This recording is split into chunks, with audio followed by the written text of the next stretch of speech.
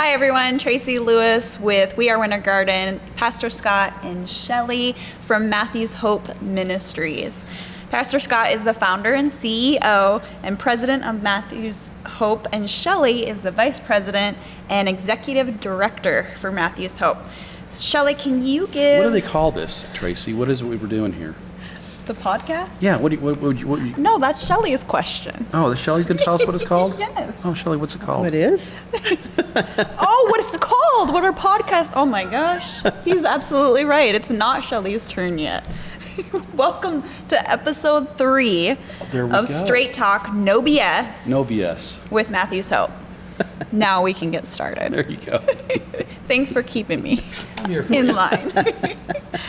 Shelley, can you give us an overview of Matthew's Hope and the services here in Winter Garden? Sure.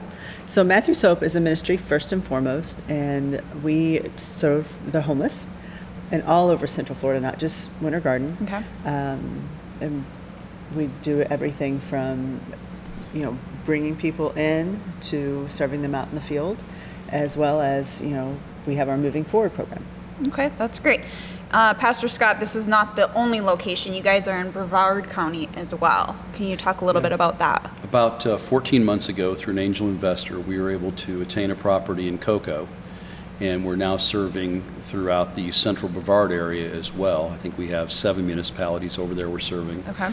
And we're basically duplicating, not basically, we are duplicating everything. And it's funny, we were talking the other day, it took us 13 years to get our location here in West Orange County to where we want it, and we were able to get the other one there in 13 months, which was quite an undertaking because there was millions of dollars invested through this angel investor. But we now have opened up a firm foundation Montessori preschool there as well. Okay. We have a medical offices there as well, the exam rooms, what have you. We have a shop, Hope Chest shop there as well. And all the other services that we have brought here, we have now taken into Brevard County. And we've done so because we know it works and we know there's a need. And we've been blessed to have the backing of people that want to see that happen. And you guys provide haircuts on occasion, or I've seen you guys post before barbers or salon coming in to partner with you guys in providing haircuts. Yeah, and we're always looking for more help. So if somebody's out there that does this, either a barber or a stylist, we're always interested in having more. But I will tell you, since you mentioned that, 2 things that happened just this past week. One of the gals that came out of the new shower building we built, and I'd say she's probably in her late 30s, and she came out and she said, "I feel like a woman." And she's singing, and I thought to myself, having been homeless, I can't imagine as being a female and homeless. I mean, there's just things that you gals have to deal with that we don't have to. Right. And putting it in that perspective. But another gentleman who came out of the hair salon, and he had a big bushy beard and long hair, and he had it all taken off. And so I said, "What? That looks extreme. You doing that because of the heat?" And he looks at me, and here's what he said. He goes, "Scott, this is me. Wow. This is who I am." Yeah.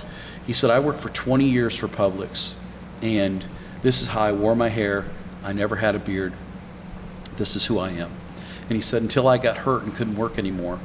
And he goes, then after that, and as he said, we use this term all the time, the wheels fell off. Right. And so now what's interesting is rather than looking down when he's talking to us, now he's looking in our eye. You've seen his shoulders have come back. It changes people physically as well as mentally. But most of it starts right here. It just brings dignity back to them. Yeah, and that's I the can key. imagine. Really, I mean, if we've done anything else, it's instilled dignity that these are human beings. They aren't homeless people. They are people that happen to be, we call them structurally challenged, but it's people without homes, roof over their heads. So we call this podcast Straight Talk, No BS with Matthew's Hope. And in this episode, I want to ask you guys a question because I am going to be completely honest. I've thought it myself, and I'm sure other people have, whether they have said it out loud or not, but why don't they just get a job? Yeah. So when I was a little girl, I grew up in Dallas. Okay. And when I was a little girl, that we had panhandlers all the time in downtown Dallas.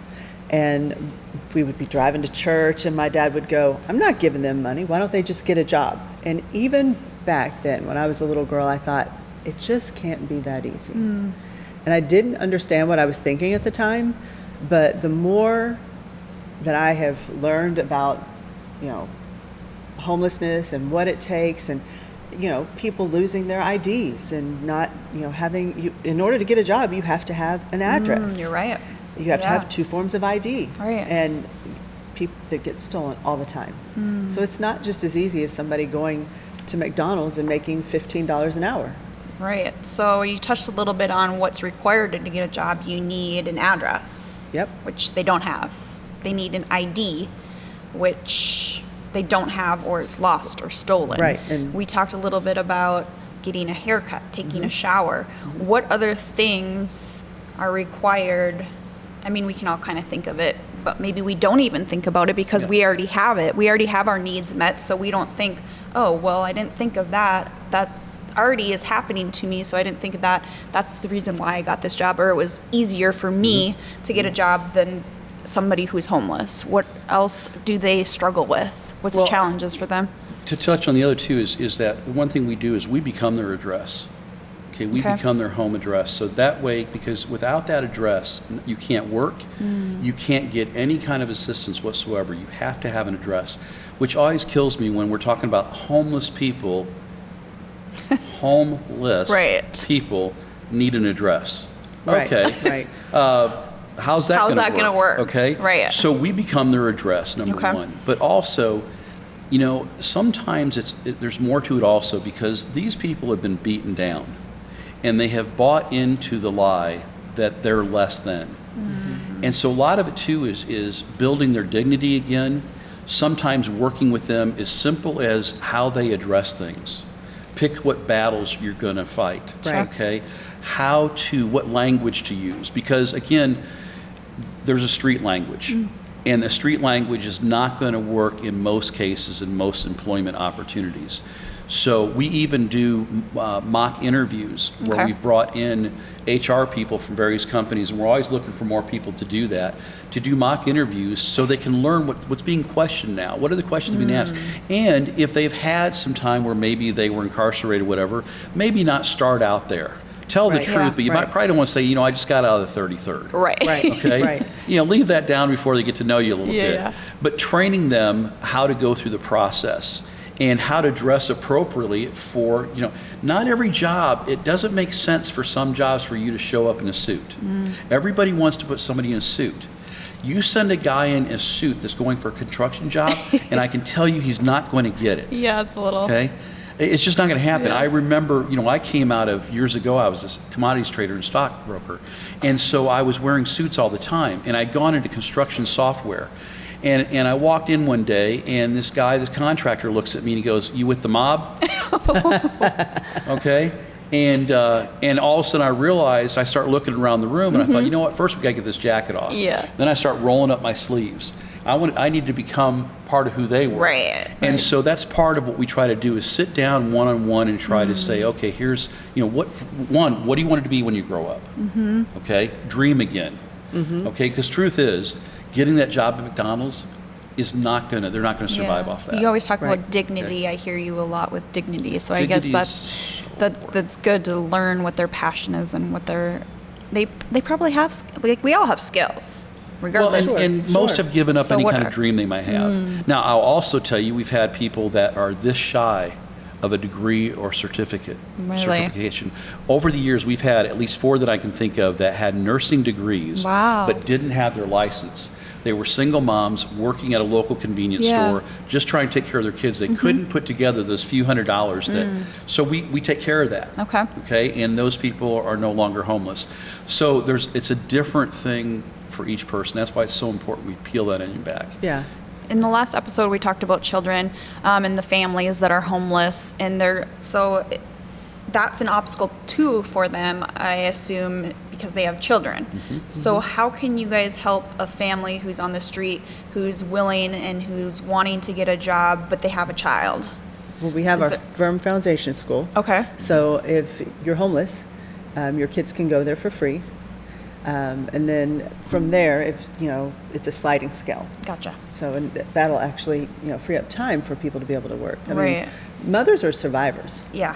Well, all parents are survivors really, but mothers are survivors. Yeah. And just like Scott said, we had people who they were just doing whatever it took to make sure that their children were fed. Right. But they just that one step could get them to the next level.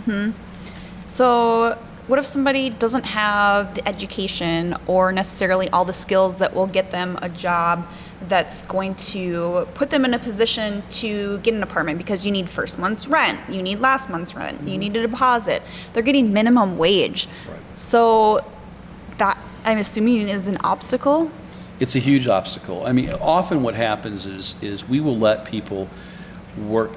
Here's something we have in our program is anybody who wants to work at Matthews Hope can Okay. for a period of time.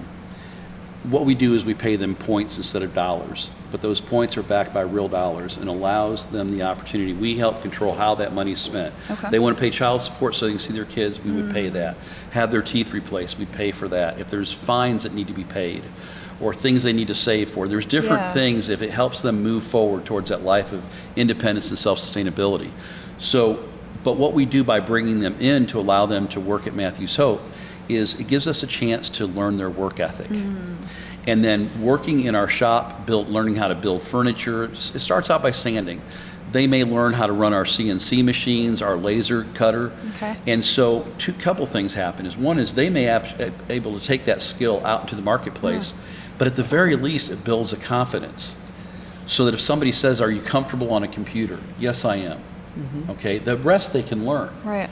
And so we have people that quite often, because our program is set up the way it is, people will call and say, "Scott, who do you have that can pass the drug test, has a strong work ethic, is either teachable or trainable, or they have a particular skill set?" Yeah. And we can answer that question honestly. We know because Right. we do drug tests, we do the background checks, we do all those type of things. Oh, that's great. I love that you guys have that set up to help them do that. And is that part of the Moving Forward program?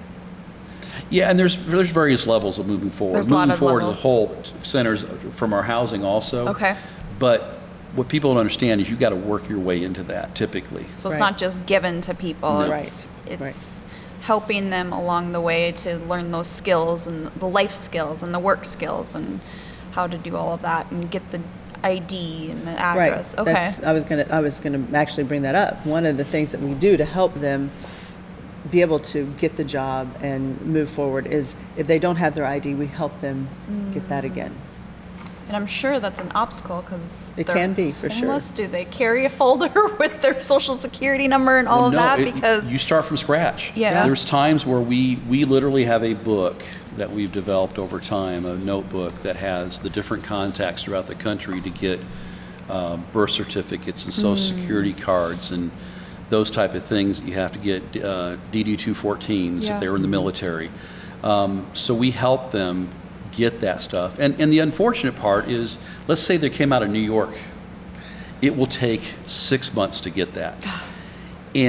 But they don't have 6 months to be able to help try to take care of themselves.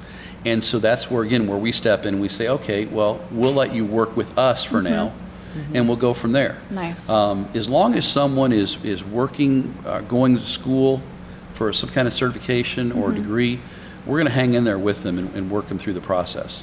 Have you guys ever had somebody, like maybe it's a business or an employer, somebody in a position to hire somebody, but they say, why doesn't the homeless person just go get a job? Are they willing to hire that person, or are they just like how? Have you guys? You want to tackle that one? Yeah, like Just have go you get a guys job ever somewhere else. experienced that? Because Get a job, but we're not going to give it to you. but we're not going to Yeah. give it to you. Yes. Like yes. That That is happened recently. really? Yeah. Yeah. Yeah. Everybody go, why don't you get a job? Well, you're posting jobs. Would you hire one? Right. Well, not here. We could. We're not in a place that we we could do that. So what How What do does you that know? mean? What would you How do say you to know? Right. businesses? Like, if anybody's listening that they are looking for somebody, but they're not like opening their heart and their mind to even considering that, but they're throwing that around. Like, what would you say to somebody who? Give them a chance. Yeah.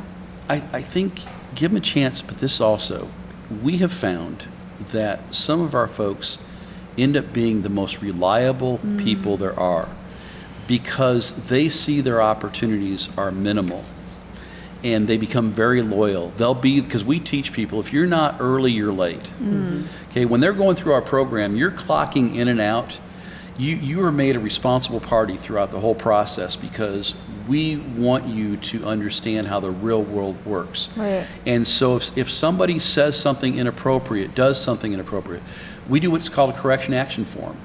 And it's kind of like sitting down with HR, and we're sitting there going, okay, here's what took place. This is why, the good news for you is you're in our program, so you're not going to get fired. Yeah. The bad news is had you been in the real world and reacted that way or walked off the job because you didn't like how you were being treated. Sure. Okay? People throw jobs away pretty easy sometimes because they were disrespected. The boss was mean. Which, when I hear that, disrespected, pastorally speaking, what the hell does that mean? Respect is something you earn and gain. You don't disrespected. What the hell did you do to earn your respect? Okay? But that said, get them out of that mindset that nobody owes them anything and you are in competition with the rest of the world. Right. And we're going to help you by filling your toolbox with the best possible tools so when you go into that competition, you're going to come out on top. And that's so critical to what we do. So I'm thinking of other places that don't have Matthew's Hope and all these homeless people, and they don't have somebody like you guys, like your ministry, to help them get an ID and all this.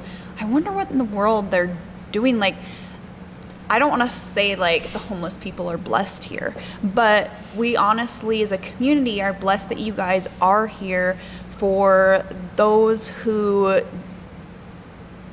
need that, or who want to, but they just don't know how to yet, or they've lost their ID and they can come to you guys.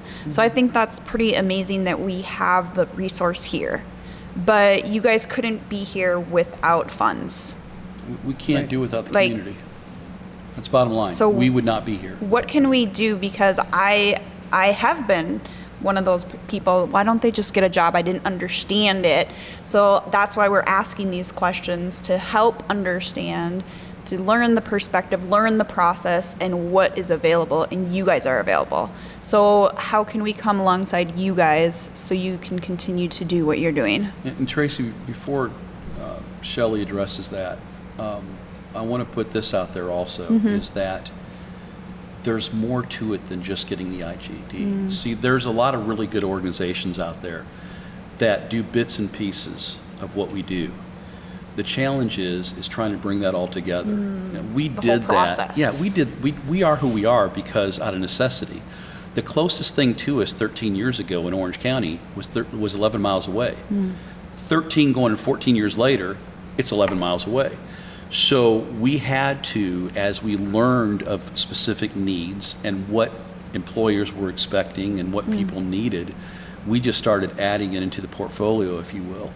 And so I think that I tell people all the time, if it was just a job, I'd open up a job employment agency. Sure.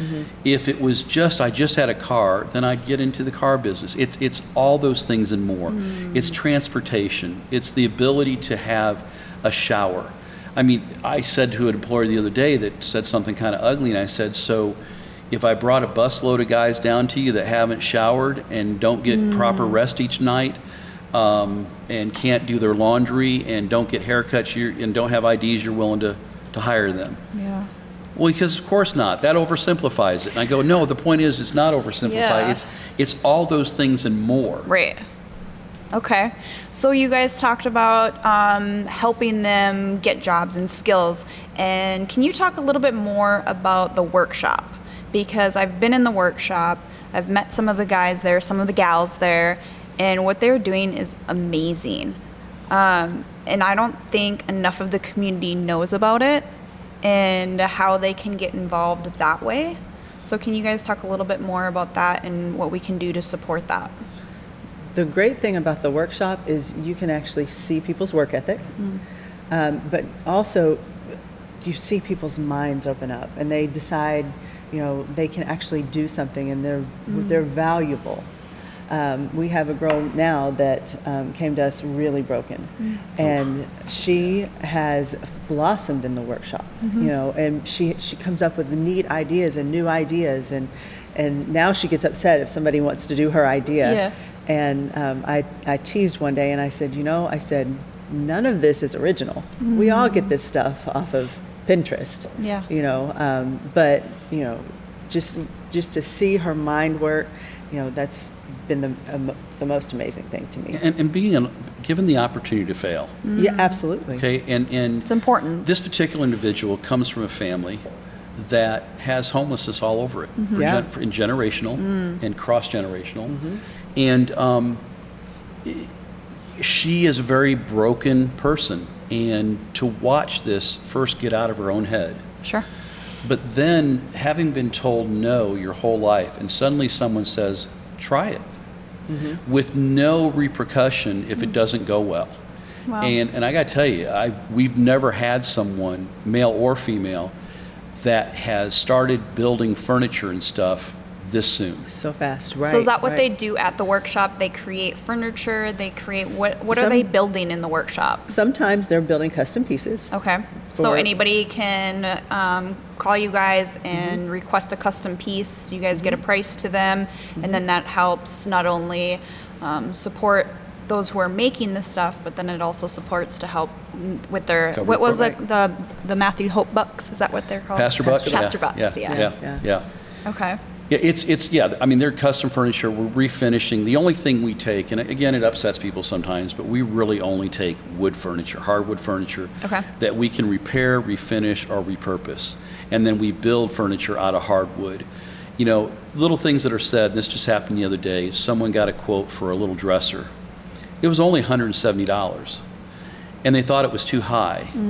The reason they thought it was too high is, well, you just have homeless people back there building it. Oh wow. And I thought, wow, okay, why is the fact that they're homeless, why is their skill set any Right. less Yes, valuable? right. Okay?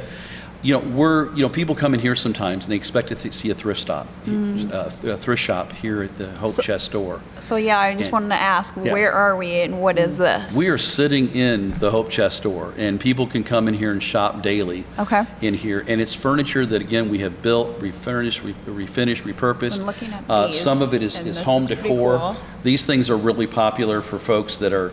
Because I just moved to Oakland, so love it. Lived there for 25 years. So yeah, they can get their city on here. we can do almost anything. We have laser cutters, we have Okay. CNC machines, we can do family I've crests. seen keychains you guys have Oh yeah, here. it's some of the stuff is beyond. I'm looking for a shelf, so that would be something that we they could could do make. that. We do Okay. work with Live Edge. We do a lot of really cool stuff.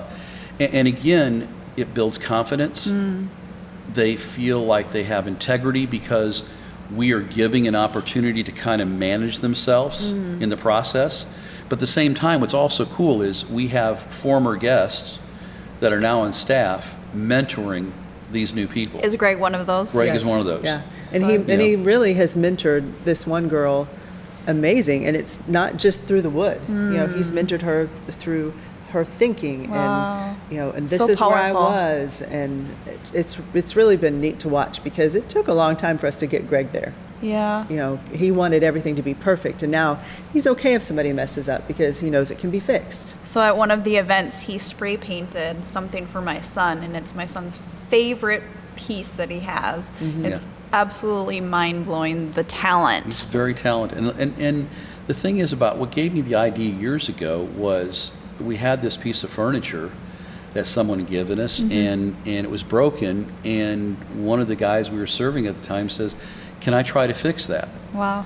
And within a couple days, I'm not paying attention, not only did it fix it, I didn't even recognize Wow. it. I mean, they sanded it down, they repaired it, they fabricated the piece that was broken to match the other pieces where you wouldn't know it would have ever broken. We've done that for many people that have like a family heirloom. It's no longer an antique because it broke off a spindle or something, but they fabricate the spindle. Wow. And, and the other thing I'll say, I feel it's important to say is that, we are not a thrift store, and we aren't the cheapest. If there's places you can buy for less money, there's a Big Lots right next to us, and that's what you want. But if you're looking for a hardwood piece of furniture that can be passed down for generations and possibly had been passed down through generations, You're giving me goosebumps. and someone lost the value in it, Yeah. it's kind of like our people. Yeah. The amazing. value, their value had been lost. Right. And so we're refining the value, we're restoring and rebuilding them at the same time. And so now you have a piece that has a really cool story that when it falls off the truck, it will bounce and have a little bit more character, much like us, right, in life. Yeah. And as opposed to, I tell somebody else that falls off the back truck, just keep driving, it's, Right. it's in pieces. Right. You know, right. we aren't IKEA, we aren't Big Lots, nothing against them. Sure. But this is hardwood, handcrafted stuff, and it's beautiful. So you guys have a big event coming up. Can we talk about that a little bit? Because I think it's pretty exciting in the community. This is another way that the community can help. You got it. I do, don't I? I'm probably going to mess it up. It's Not as much as I mess up your titles. I don't really. If I know. tell you the name again, would that work? Oh yeah, Okay. you do the name, So- and then the she name, can. and then So- I'll talk about how fun it's going to be. Yes, we'll take care of the fun There part. you go. The Wild Wild West Fall Fundraiser, where steampunk meets the Wild West. See, it was so easy for you to say. Yeah, and I see. I actually tripled over it. After, yeah. So and what I made is the gosh this? darn name up. What is this? What can we expect? So, for years we had the garden party, and it got to be to where we just felt like we needed something new and exciting, because we want people to leave our events going, man, that was fun, that was Yeah. really cool. And so we talked about it, and that's how we came up with this idea. And it's going to be, where people can dress up as much as they want, steampunk, where steampunk meets, the Western wear, to where they Yeehaw. could, to where they can just wear a Cowboy cowboy hat, hats. cowboy boots, and Nice, jeans, and okay. come and just have a good time. It's going to be game night. We're Okay. going to have light hors d'oeuvres, drinks, dancing, entertainment. It'll be a lot of fun. Awesome. So I can't wait to be there because I already have my ticket. If anybody needs to get their ticket, they just go to the website. Is that right? Yep. And they can even donate there if they can't go to the event or they want to be a part of something. They can donate. Also, go to your social media platforms to see what is needed. Cool. And we will update. We're updating constantly the opportunities on our events and stuff. There's sponsorship opportunities which we need. Okay. There can be single tickets, Okay. which we've not really done that kind of thing in the past. There's couples tickets. There's groups. There's a lot of different ways to get involved. And Sponsorships. and sponsorships Right. along the way. So we Okay. want the community to partner with us, because the truth is, without us all coming together, first off, Matthew's Hope doesn't exist. And if you want to know what that looks like, I often joke that we'll close down for a couple weeks and you can see. Yeah. Right. Yeah. You know, Wow. That's a perfect segue into our next episode when we look into the severity of homeless crisis in Central Florida and what it might look like if we didn't have Matthew's Hope here. See you next time.